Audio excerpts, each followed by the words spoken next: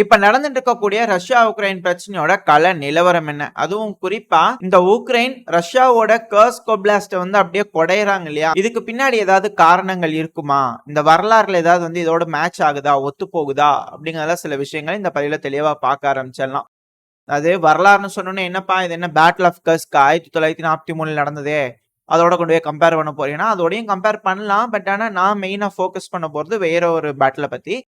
But ஆனா இது அந்த பேட்டில் ஆஃப் கர்ஸ்க்லயும் வந்து பாத்தீங்கன்னா ஆபரேஷன் சிட்டால்னு சொல்லி ஹிட்லர் தரப்புல பிளான் பண்ணும்போதே சோவியத் ரெட் ஆர்மி தரப்புல இருந்து உளவாளிகள் அந்த இன்ஃபர்மேஷன் கொடுத்துட்டாங்க. ஸோ அதனால மிகப்பெரிய கன்னிவெடிகள்லாம் வச்சு ஒரு டிஃபென்சிவ் செட்டப் தான் எடுத்தாங்க. நினைச்ச மாரியே ஜூலை மாசத்துல வந்து பாத்தீங்கன்னா, ஜூலை மாசத்தோட தொடக்கத்துல ஜெர்மனி வந்து ஒரு அஃபென்சிவ் எடுத்தாங்க. எனக்கு தெரிஞ்சு ஒரு 11 நாள், 12 நாள் நெனைக்கிறேன். ஸோ அந்த அஃபென்சிவ் ஆப்பரேஷன ஹால்ட் பண்ணதுக்கு அப்புறமா சோவியத் ரெட் ஆர்மி ஒரு அஃபென்சிவ் ஆப்பரேஷன் எடுத்தாங்க. ஸோ அதே தான் இங்கேயும் நடக்குது. நம்மளோட கிராண்ட் ஃபாதர்ஸ் வந்து எப்படி தோற்கடிச்சாங்களோ நாசி படைய, அதே போல இந்த தடவையும் நம்ம தோற்கடிக்கலாம் அப்படிங்கிறது போல சிலர் தரப்புல வந்து பேசப்பட்டுட்டு வருது. இங்க கர்ஸ்க் பகுதியில சண்டை பிடிச்சிட்டு இருக்கா குரூப் ஆஃப் ஃபோர்ஸஸ் நார்த்ன்னு சொல்லுவாங்க ரஷ்ய தரப்புல இருந்து. ஸோ அவங்க தரப்பு வந்து ஸ்டேட்மெண்ட்ஸ்லாம் வந்துகிட்டு இருக்கு. ஆனா இது எக்ஸாக்ட்டா மிலிட்டரி அனலிஸ்ட்லாம் எதோட கம்பேர் பண்றாங்க அப்படின்னா, இந்த வேர்ல்டு வார் 2 ஓட இறுதியில ஒரு மிகப்பெரிய பேட்டில் லாஸ்ட் ஜெர்மனோட அஃபென்சிவ் ஆபரேஷன் அப்படின்னா பேட்டில் ஆஃப் பல்ஜ்னு சொல்லுவாங்க. அதாவது பிரான்ஸோட காடுகள் இந்த ஆட்ரன்ஸ் ஃபாரஸ்ட்னு சொல்லிட்டு ஸோ அந்த பகுதியில ஒரு அஃபென்சிவ் ஆபரேஷன் நடந்தது. ஜெர்மனியோட 10 லட்சம் வீரர்கள் இருந்தாங்க. திடீர்னு சர்ப்ரைஸ் அட்டாக் தான். பட் ஆனா அது வந்து தோத்துட்டாங்க. ஜெர்மனி தரப்புல பெருமளவுல அது எதுவும் கிடைக்கல. அதோட இதா கம்பேர்னா இல்ல. ஆக்சுவலா அதுதான் வேர்ல்டு வார் 2 ஓட லாஸ்ட் அஃபென்சிவ்னு சொல்லுவாங்கன்னா, ஆக்சுவலா கிடையாது. நீங்க புக்ஸ் இல்ல மத்தபடி ஏதாவது எடுத்து படிக்கும்போது அதான் லாஸ்ட் பேட்டில்னு சொல்லி நீங்க படிச்சிருப்பீங்களா இருக்கும். பட் ஆனா அதுக்கப்புறமும் ஜெர்மன் ட்ரூப்ஸ் வந்து பாத்தீங்கன்னா, ஆஸ்ட்ரியாவும் சரி, ஹங்கேரியும் சரி ஒரு அஃபென்சிவ் ஆபரேஷன் எடுத்துட்டு இருந்தாங்க. அந்த அஃபென்சிவ் ஆபரேஷனோட பேரு ஆபரேஷன் ஸ்பிரிங் அவேக்கனிங்னு சொல்லிட்டு. இது பெருமளவுல இருக்காது. பட் ஆனா தேடி படிங்க ரொம்ப இன்ட்ரெஸ்டிங்கா இருக்கும். இந்த பேட்டில பொறுத்த வரைக்கும் நம்மளுக்கு தெரிஞ்சுக்க வேண்டிய முக்கியமான விஷயம் என்னன்னா, சோவியத்தோட ரெட் ஆர்மி வந்து ரொம்ப அதிகமா அட்வான்ஸ் ஆயிட்டு இருக்காங்க. ஜெர்மனில போயிட்டு பெர்லினையே புடிச்சிருவாங்க போல தெரியுது. அந்த மாதிரியான ஒரு சிச்சுவேஷன். டிஃபென்சிவ் லைன் தான் எடுத்துட்டு இருக்காங்க அந்த டைம்ல. அந்த டைம்ல ஏன் இவங்க ஒரு அஃபென்சிவ் ஆபரேஷன் எடுக்கிறாங்க அப்படின்னா, ஆஸ்திரியாலயும் ஹங்கேரியிலும் இருக்கக்கூடிய முக்கியமான ஆயில் ஃபீல்ட்ஸ் அது வந்து ஜெர்மனியோட கட்டுப்பாட்டுக்குள்ள இருக்கணும். அப்படிங்கிறது போல அங்க இருக்கக்கூடிய ஜெனரல்ஸ்லாம் நினைச்சாங்க. ஸோ அதுக்கேத்த மாரி இந்த ஆபரேஷன் ஸ்பிரிங் அவேக்கனிங் வந்து எடுத்தாங்க. அந்த டைம்ல அதுவும் வந்து மிக பெரும் அளவுல சக்சஸ் குடுக்க கிடையாது. ஒருவேளை அதை எடுத்திருந்தா ஃபர்தரா அவங்க டேங்க்லாம் டெவலப் பண்ணியிருக்கிறாங்க. சோவியத் ரெட் ஆர்மியோட ஒரு அஃபென்சிவ் ஆபரேஷன் எடுக்கிறாங்கன்னு நினைச்சிருந்தாங்கன்னா, அந்த ஆயில் ஃபீல்ட்ல இருந்து எக்ஸ்ட்ராக்ட் பண்ணக்கூடிய ஆயில வச்சு மேபி டிஃபெண்ட் பண்ணியிருக்கலாம். இல்ல ஒரு அஃபென்சிவ் ஆபரேஷன் பண்ணியிருக்கலாம். சோவியத் யூனியனோட அந்த அக்ரஷனை வந்து கம்மி பண்றதுக்கு வாய்ப்புகள் அதிகம். ஸோ அதே போல தான் இந்த பக்ரோஸ்க்ல வந்து ரஷ்யாவோட அக்ரஷனை கம்மி பண்றதுக்காக இவங்க அந்த கர்ஸ்க்குள்ள பூந்திருக்காங்க. இங்க ஆயில் ஃபீல்டு எப்படி ஜெர்மனி வேர்ல்டு வார் 2ல நாசி படைகள் எப்படி ஆயில் ஃபீல்டு குறி வச்சாங்களோ அதே போல இப்போ உக்ரைன் வந்து ரஷ்யாவோட குறிச்சேட்டாவ் பவர் பிளான்ட்டுக்கு குறி வச்சிருக்கிறாங்க. ஏன்னா இந்த குறிச்சேட்டாவ் பவர் பிளான்ட்ல வந்து சில முக்கியமான விஷயங்கள் இருக்கு. அந்த குறிச்சேட்டாவ் பவர் பிளான்ட்ல 2 யூனிட் வந்து பாத்தீங்கன்னா அதோட எண்ட் லைஃப்ல இருக்கு. 40 வருஷம் ஆயிடுச்சு அப்படிங்கிற சொல்லப்பட்டு வருது. ஸோ எண்ட் லைஃப்ல இருக்கு. அதை வந்து எக்ஸ்டெண்ட் பண்றதுக்கான அட்வான்ஸ்மெண்ட்ல வந்து ரஷ்யா தரப்பு வந்து இறங்கி இருக்கிறாங்க. அதை எக்ஸ்டெண்ட் பண்ணி ஆகணும். அப்படி இல்லைன்னா அந்த அணு உலை வெடிச்சிருச்சு அப்படின்னா 2 அணு உலை வெடிச்சிருச்சுன்னா மிக பெரும் சிக்கலாயிரும். அந்த இடத்துல இருந்து 750 கிலோவாட்னு நினைக்கிறேன். ஸோ அந்த மாதிரி ஏதோ எலக்ட்ரிசிட்டி ஜென்ரேட் ஆயிட்டு இருக்கு. அது எடுக்கிறதுனால மேபி உக்ரைனோட சுமி உக்ரைனோட கேபிட்டலான கீவுக்கு கரண்ட்டை வந்து ஜென்ரேட் பண்ணி எடுக்க முடியும். ஹை எஃபிஷியன்சியை கொடுத்து ஜென்ரேட் பண்ண இந்த வின்டர்ல ஓரளவுக்கு ஒரு ஒப்லாஸ்ட் வந்து தாக்கு பிடிக்க முடியும். ஏன்னா அந்த கர்ஸ்க் ஒப்லாஸ்டுக்கு கரண்ட் ப்ரொடியூஸ் பண்ணிட்டு இருக்காங்களா அதை அப்படியே ரீடைரக்ட் பண்ணி சுமிக்கும் கீவுக்கும் கொடுத்து மேபி யூஸ் பண்ணிக்கலாம் அப்படிங்கிறது போல உக்ரைன் தரப்புல ட்ரை பண்ணி இது போல எடுத்துக்கிறாங்க. ஸோ அது 2 அப்படியே மேட்ச் ஆகுதா? நாசி ஜெர்மனியோட ஸ்பிரிங் அவேக்கனிங் மாதிரியே இந்த பகுதியில் வந்து இப்படி ஒரு அட்டாக் பண்ணியிருக்கிறாங்களா? இது கூட இன்னொரு விஷயமும் இருக்கு. அந்த அஃபென்சிவ் ஆபரேஷனுக்கு அப்புறமா ஹங்கேரியில வந்து ஒரு பப்பெட் கவர்மெண்ட் இன்ஸ்டால் பண்ணாங்க.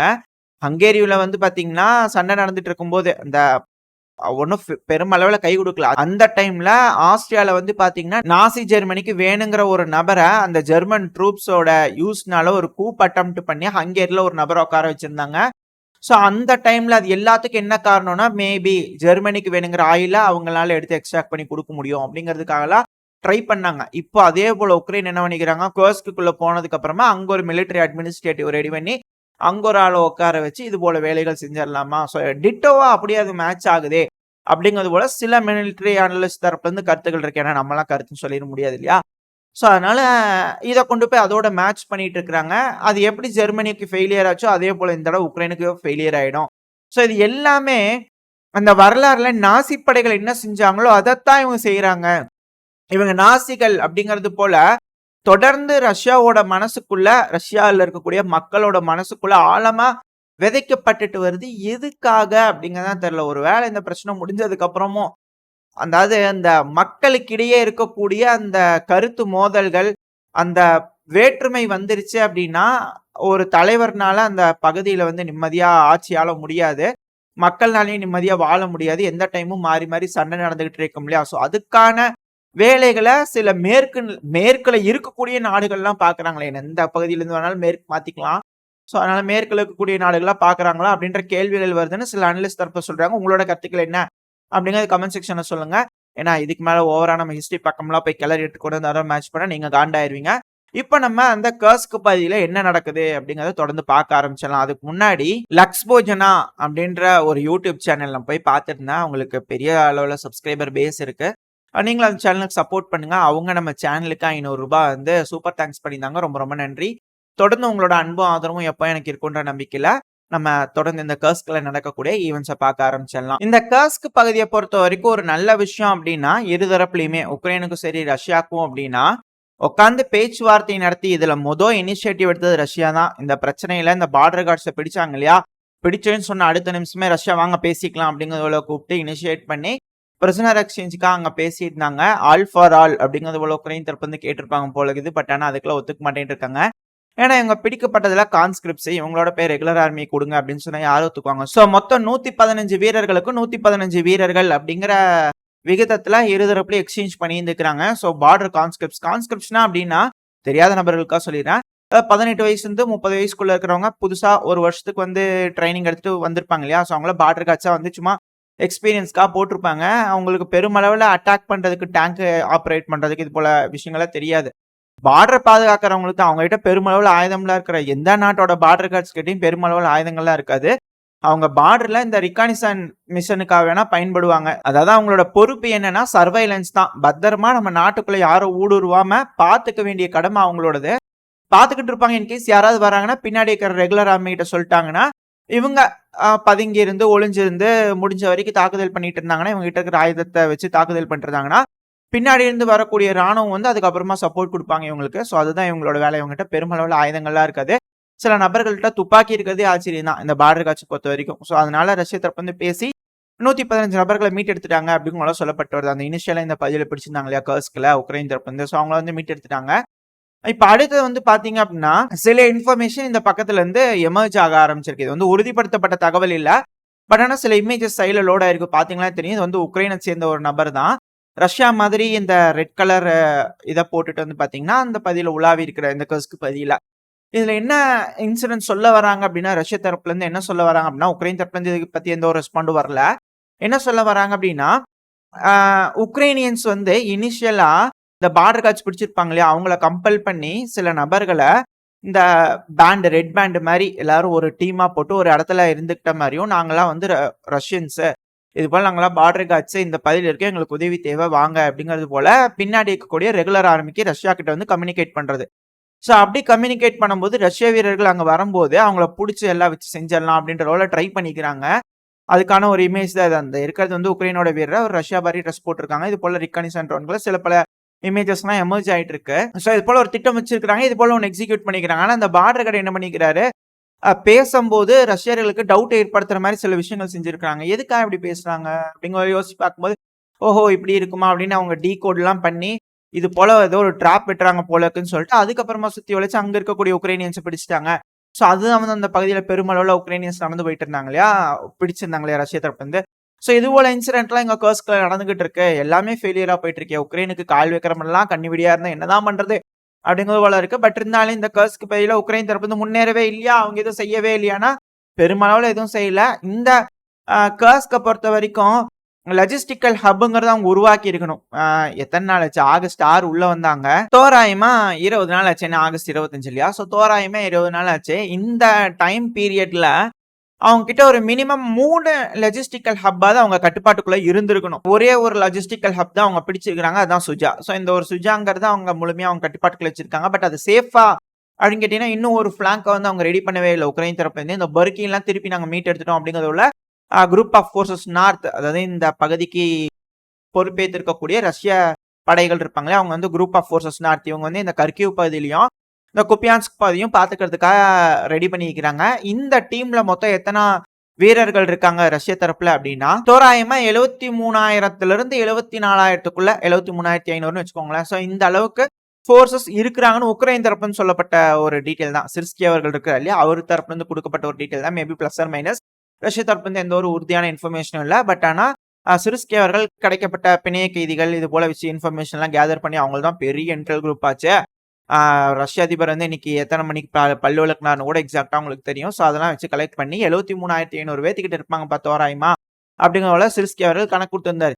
So group of forces north வந்து பாத்தீங்கன்னா அஃபென்சிவ் ஆபரேஷன்ல ஈடுபட ஆரம்பிச்சிட்டாங்க. இப்போ எந்தெந்த பகுதிகளை மீட் எடுத்துக்கிறத அவங்க தரப்புலன்னு சொல்றாங்க அப்படின்னா, ஸ்பல்னோய், பொர்கி இந்த 2 பகுதியும் மீட் எடுத்துட்டதா ரஷ்ய தரப்புல சொல்றாங்க.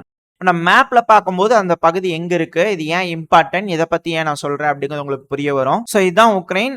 உக்ரைனோட சுமி ஓப்லாஸ்ட் வந்து கர்ஸ்க் ஓப்லாஸ்ட்குள்ள போயிருக்காங்க. ஸோ இங்க இருக்கு, நான் கீழே மினி மேப்ல லோட் பண்றேன், உங்களுக்கு பாத்தீங்கன்னாலே தெரியும். ஃபர்ஸ்ட் டைம் பாக்குறீங்களா, உங்களுக்கு ஒரு சின்ன இன்ட்ரோ. ஸோ உக்ரைன் வந்து பாத்தீங்கன்னா நம்ம இப்ப சொல்றோம் இல்லையா, மிக முக்கியமான ஒரு லாஜிஸ்டிக்கல் ஹப்னா அது வந்து சுதா. ஸோ இந்த பகுதி தான் உக்ரைன் அவங்க கட்டுப்பாட்டுக்குள்ள வச்சிருக்காங்க. அது கூடவே லாஜிஸ்டிக்கல் ஹப்னா என்னப்பா, வேற என்னென்ன இருக்கு, கருத்தை உன்னை பொறுத்த வரைக்கும் எதெல்லாம் லாஜிஸ்டிக்கல் ஹப் அப்படின்னு சொல்றேன்னு கேட்டீங்கன்னா, கொரோனாவோ, அடுத்து வந்து பாத்தீங்கன்னா இங்க இருக்கக்கூடிய குல்ஷ்கோ. சோ இந்த மூணுமே லாஜிஸ்டிக்கல் ஹப். இது மூணுமே உக்ரைனோட கட்டுப்பாட்டுக்குள்ள இந்த ஆபரேஷன் ஆரம்பிச்ச ஒரு 4-5 நாளுக்குள்ள வந்திருக்கணும். மேபி ஒரு 6-7 நாளுக்குள்ள வந்திருக்கணும். பட் ஆனா இப்போ வரைக்கும் வரல. ரெண்டாவது, இப்போ அதுல முழுமையா கட்டுப்பாட்டுக்குள்ள இருக்கிறது உக்ரைனுக்குள்ள இந்த சுதா மட்டும்தான். அதுவும் பிளாங்கிங்ஸ் அப்படின்னா பக்கவாட்டுல வந்து தாக்குதல் பண்றது. ஆனா இப்போ ரஷ்ய தரப்புல இருந்து இந்த கிரியில இருந்து பெலிசாலி இருந்தும் இந்த ஸ்னப்னால் அப்புறம் பொக்ரி இதை நோக்கி அட்டாக் பண்ண ஆரம்பிச்சிருக்காங்க. அதாவது 24 ஆகஸ்டோட ரிப்போர்ட்டின் படி ரஷ்ய தரப்பு வந்து பொர்கியை நாங்க மீட் எடுத்துட்டோம் அப்படிங்கறத சொல்லிக்கிறாங்க. ரெண்டாவது, இப்ப வரைக்கும் உக்ரைன் வந்து இந்த உள்ளுநோக்கு இருக்கு இல்லையா, அது வந்து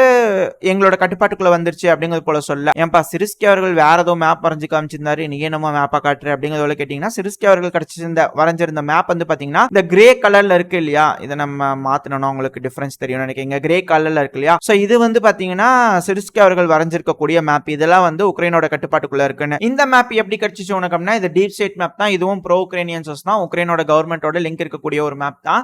இவங்க ப்ளூ கலர்ல மென்ஷன் பண்றது என்ன அப்படின்னா, முழுமையா உக்ரைனோட ராணுவத்தோட கட்டுப்பாட்டுக்குள்ள இருக்கக்கூடிய பகுதிகளை இவங்க வந்து மார்க் பண்றாங்க. கிரே கலருக்குலாம் சண்டை நடக்கிற பகுதி, அதாவது இன்னைக்கு வந்து உக்ரைனோட கட்டுப்பாட்டுக்குள்ள இருக்கும், நாளைக்கு வந்து ரஷ்யாவோட கட்டுப்பாட்டுக்குள்ள இருக்கும். அது யாரோட கட்டுப்பாட்டுக்குள்ளயும் முழுமையா வரல. ஸோ அதுதான் வந்து கிரே கலர்ல வரைஞ்சிருக்காங்க. சிர்ஸ்கி அவர்கள் வரைஞ்சதும் இவங்க கொடுக்குற அந்த கிரே ஜோனுங்கிறது எக்ஸாக்டா மேட்சிங்கா இருக்கு. அந்த சிர்ஸ்கி அவர்களோட மேப்ல வந்து பாத்தீங்கன்னா நடுவுல வந்து பாத்தீங்கன்னா ஒரு சின்ன சர்க்கிள் மாதிரி இருக்கும். உங்களுக்கு நான் அதை காட்டுறேன். அதாவது அது குறிப்பா இங்க இருக்கக்கூடிய பகுதிகள் தான். சோ இங்க இருக்கக்கூடிய பகுதிகளில் வந்து ரஷ்யன் வீரர்கள் இருக்கிறதா அவரோட ரிலீஸ் பண்ணியிருந்தாரு இல்லையா. சோ அந்த மேப்லயே வந்து பாத்தீங்கன்னா உங்களுக்கு தெரிஞ்சிருக்கும், அவரை வந்து சுத்தி வளைச்சிட்டோம் ரஷ்யன்ஸ் அப்படிங்கிறது போல. பட் ஆனா அது உண்மை இல்ல. அது நம்ம எக்ஸ்பிளைன் பண்ணும்போது உங்களுக்கு தெரியும் அடுத்த பதிவுல. இந்த பதிவு கொஞ்சம் பெருசாயிருச்சு இல்லையா. சோ அடுத்த பதிவுல இங்க இருக்கக்கூடிய ஈவெண்ட்ஸ் எந்தெந்த பகுதியில யார் யார் தாக்குதல் பண்ணிக்கிறாங்க அப்படிங்கிறது பார்க்க ஆரம்பிச்சிடலாம். ஸோ அப்படி பார்க்கும்போது உங்களுக்கு தெரிய வரும், இப்போ இந்த பதிவில் எந்த அளவுக்கு ரஷ்ய தரப்பு வந்து முன்னேறி இருக்கிறாங்க, அஃபென்சிவ் ஆப்ரேஷன் பண்ண ஆரம்பிச்சிருக்காங்க. ரெண்டாவது, பிரிசனர் எக்ஸ்சேஞ்ச் நடந்திருக்கு. இதுக்கு பின்னாடி இருக்கக்கூடிய ஆப்ரேஷனல் விஷயங்கள்லாம் நம்ம பார்த்துருக்கோம் இல்லையா. இப்போ அடுத்த பதிவில் இங்கே இருக்கக்கூடிய ஈவெண்ட்ஸ்லாம் வச்சு பார்க்கும்போது நான் ஏன் இப்படி சொல்கிறேன், என்ன நடக்குது இந்த பகுதியில் அப்படின்னு எக்ஸாக்டாக உங்களால் புரிஞ்சுக்க முடியும். ஸோ அடுத்த பதிவில் உங்களை சந்திக்கும் வரை ஸ்டே சேஃப். பாய்.